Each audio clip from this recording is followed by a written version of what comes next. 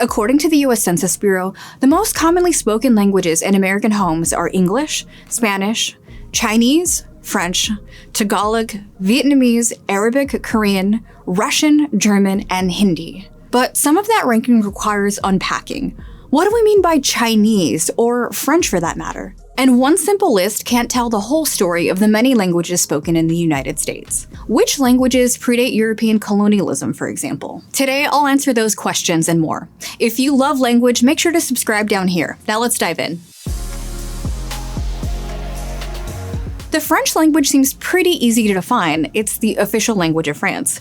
But the United States Census Bureau lumps related dialects like Cajun and Patois into official statistics. That includes Haitian Creole, which accounts for almost half of the French speakers in the States. French and Creole definitely overlap, but they're far from identical. We've got a video comparing the two that you can check out up here if you're interested. And what about Chinese?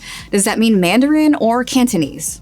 Yes. Because of the way the census phrases questions, it's hard to know the exact division of people under the broad linguistic banner Chinese. For what it's worth, Cantonese speakers once greatly outnumbered Mandarin speakers in the States, but today it's probably pretty close to a 50-50 split. The most common languages in the country are always shifting as immigration patterns change. Unlike most countries, the United States doesn't have an official language, but some states do, and they can tell us some interesting things about the languages spoken in this country. In 2014, Alaska's legislature passed a bill recognizing 20 official languages of the state alongside English. That includes Central Alaskan Yupik, which has thousands of speakers, along with languages that have less than 10 highly proficient speakers in the entire state, according to estimates by the Alaskan Native Language Preservation and Advisory Council. Historically, Alaskan students were often punished for speaking languages other than English in school.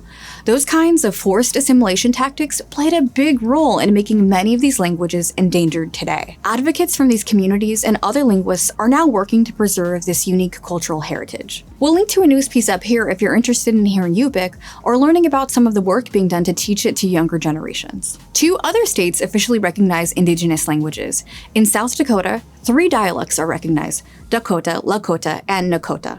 And despite being banned by the US territorial government in 1896, Hawaii now recognizes Olelo Hawaii as one of 2 official state languages alongside English. Widely known words like aloha and mahalo come from Olelo Hawaii, which UNESCO considers critically endangered. Another Polynesian language, Samoan, is officially recognized in the territory of American Samoa. But a closer linguistic relative to Olelo Hawaii is Maori, which is primarily spoken in New Zealand, also called Aotearoa. The most commonly spoken indigenous language in the US?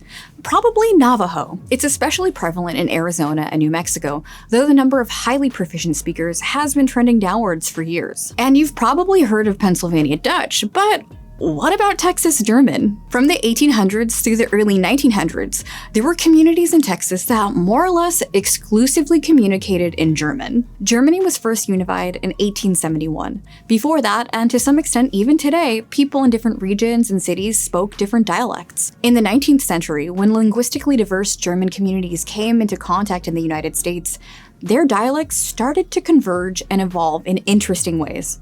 As a piece in Texas Highway lays out, Texas German served a number of functions. For one, it facilitated communication amongst those German immigrants, and other words entered Texas German simply because they described things that didn't exist in Germany. My personal favorite item on that list is armadillos, or as Texas German labeled them, Panzerschwein, or armored pigs. Even the word for something as simple as a fence, defense, in Texas German came about because that exact type of structure wasn't commonly used in Germany at the time. It also was able to adapt quickly during a time of great technological change.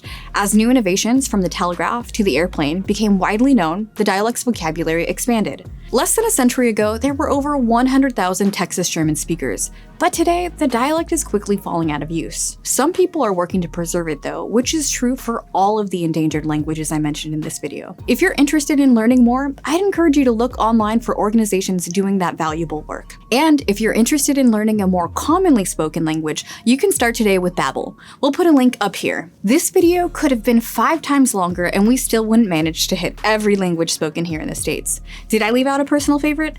If so, please let me know in the comments. Thanks for watching. We'll see you next time.